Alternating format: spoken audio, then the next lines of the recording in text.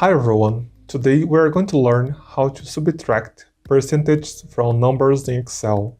It's super useful for things like calculating discounts, price reductions, or any time you need to take a percent of an amount. Let's use a simple example. Imagine we have some products, their original prices and a discount percentage.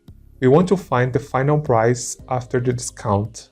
To subtract a percentage, we are actually calculating what is left after the discount. If you have 10% discount, you are paying 90% of the original price.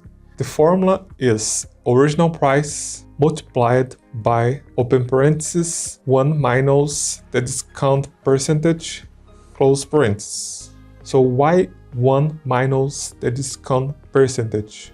Because 1 represents 100% of the original price. So 1 minus 10% is 1 minus 0.10, which equals 0.9. Multiplying gives us 90% of the original prices.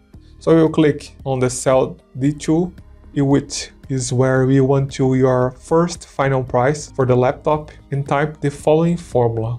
Equals B2 is the original price of the laptop multiplied by open parentheses 1 minus C2 is the discount percentage for the laptop.